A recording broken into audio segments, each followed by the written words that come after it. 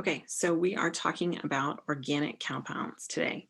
So chapter 4 starts all kinds of different organic compounds, and we're going to start with the very simplest form of organic compound, and those are organic hydrocarbons, right? Hydrogen and carbon.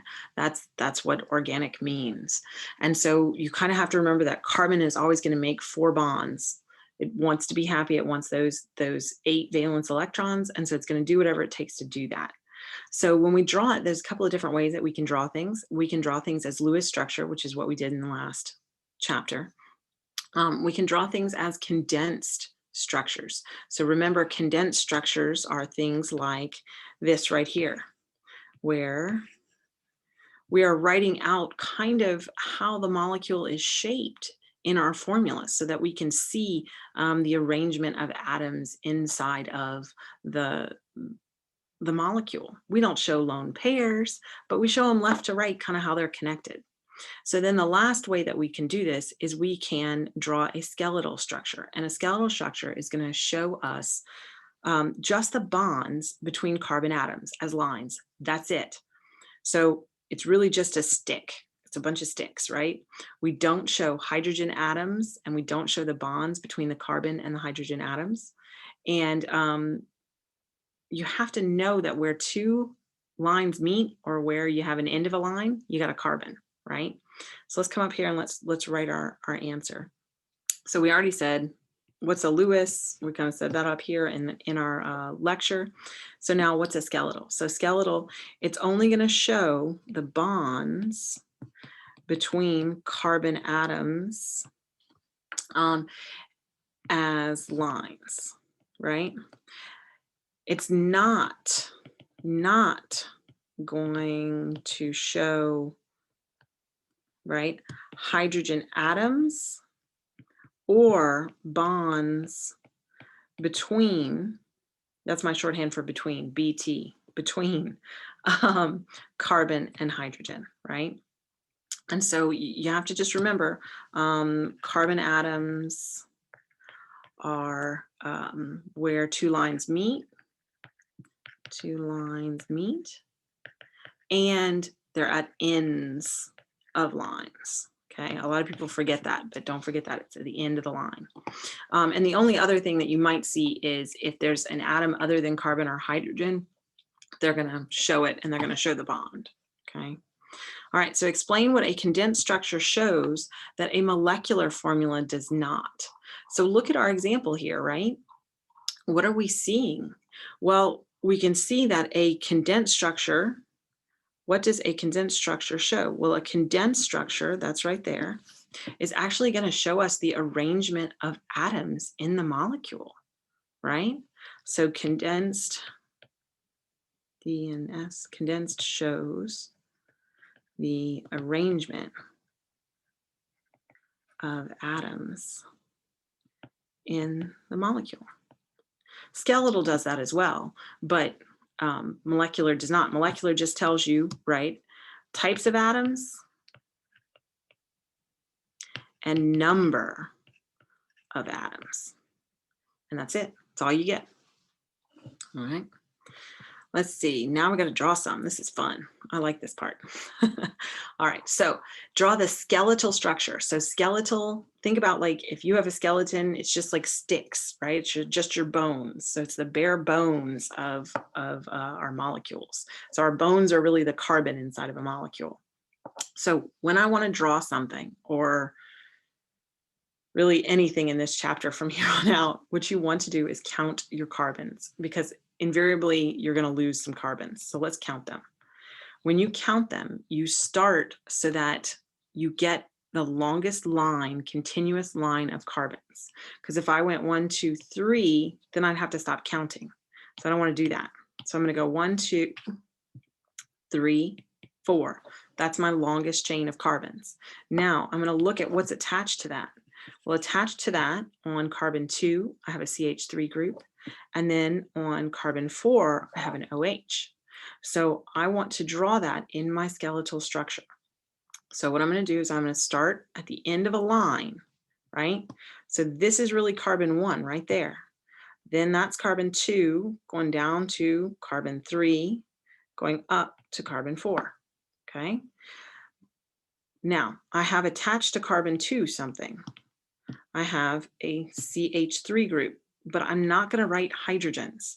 So I just write a stick, and I know at the end of that stick is my CH3 group. So that's still carbon 2, and this is that CH3 group right there. Then I have something attached to my carbon 4. My carbon 4 has a bond, but in this case, I'm not going to end it in a carbon just as a stick. I'm going to put the oxygen and then put the hydrogen next to it. So that is my structure. But when you're final, don't put your numbers. Just erase your numbers. Okay, let's do another one. We got 1, 2, 3, 4 carbons again.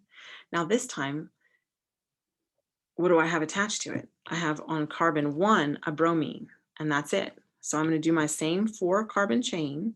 Here's carbon 1. I go 1, 2, 3, 4. But attached to that carbon 1, I'm going to put a bromine, and that is the same thing. It's just an easier way, quicker way to write it. It's really nice. All right, now we got to go the other way. We are given a skeletal structure, and we're asked to draw the Lewis structure for a compound, right? So same thing, count your carbons. 1, 2, 3, 4, 5. Don't forget that you have carbons at the ends of those lines. Then on carbon 2, I have a chlorine, and on carbon 3, I have a chlorine. So I'm going to write them. Carbon 1, 2, 3, 4, 5. I'm going to connect my carbons. Okay. Now I'm going to give the second carbon a chlorine, and I'm going to give the third carbon a chlorine. But nobody's happy here. Nobody has a complete octet, and it's Lewis structure, so we need to give complete octets. So what we need to do is add enough hydrogens to the carbons to complete their octet. So if a carbon's on the end and it's only bound to 1 carbon, it needs 3 more hydrogens to get that octet. So now it has 8 valence electrons. The second carbon has 1, 2, 3 bonds, so it only needs 1 more hydrogen.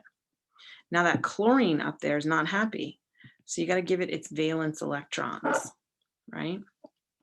Then we have our third carbon needs 1 more hydrogen, the fourth needs 2, and the fifth needs 3, right?